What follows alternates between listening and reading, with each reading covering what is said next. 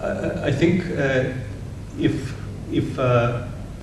we were to just be content with a particular goal and just sit back and enjoy that goal, that would be, from the evolutionary standpoint, not a very good thing, because that would mean that another type, another species maybe, that instead of sitting back defines a new goal to itself and in that way becomes more competitive, would take over. So I think it's an evolutionary thing that built into us both the ability to enjoy happiness and the restlessness that comes after we achieve a particular goal. So we want then to move on to the next goal.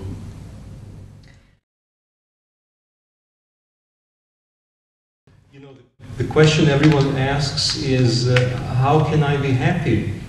So I can reply with another question, actually with two questions. When you ask me, how can I be happy? I can ask you back, what do you mean by happy? And what do you mean by I?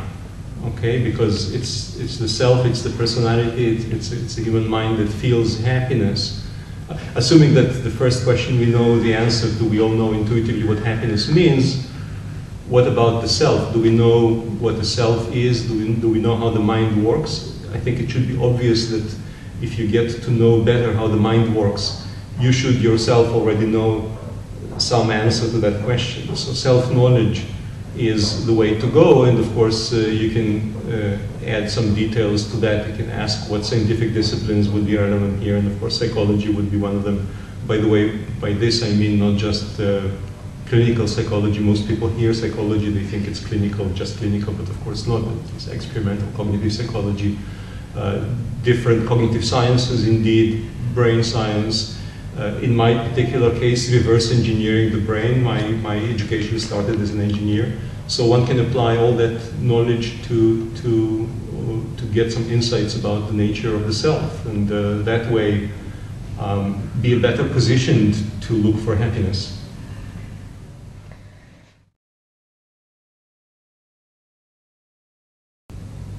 Well, I think we all get, if you ask from the standpoint of how I feel my life to be, what I feel like to be myself, you know, that works the same. I'm a human being first, and you know, I'm a scientist because that's my occupation. That's what makes me happy, actually. But the next person would be doing something else, and that would make them just as happy. So I think in that respect we are not, again, I guess I should push back against this common trope of a scientist in a white coat, you know, the mad scientist in a white coat, usually the male with a beautiful daughter and all that. Look, this is not how science works. Of course, if you, I guess you told me this is a science publication, a science blog, right? So you guys know what I'm talking about. We're just normal people. We just happen to be interested very, very much in some particular aspects of the universe, and I happen to be interested in 1, 2, 3, 4, several of them, including happiness and including just figuring out how the mind works. That's what makes me happy. But there's a whole bunch of other things that make me happy. You know, when I go on a hike, when I see a beautiful desert after rain in bloom, or when I climb. Just the other day, I went up one of the hills of Rome, I think Janiculum, and I saw the entire city in the backdrop of the snowy mountains. That made me happy. I guess I'm just a normal human being.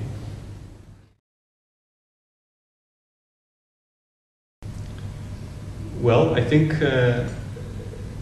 if you ask scientists, I think many of them would tell you that they are in this business not just because they enjoy it, or maybe just because they are good at it, but because they also want to improve the human condition.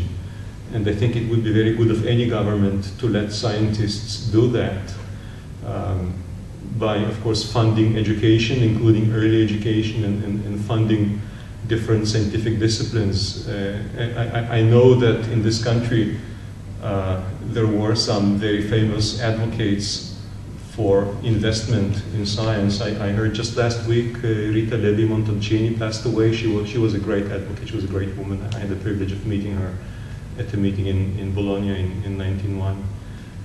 So I think the government should listen to those people, to people like her. I'm sure there are more people like her in this country, and they should just be let their voices heard, and everyone would benefit. Of course, the people would benefit. This is not for a particular faction or a particular party. This is for the benefit of everyone.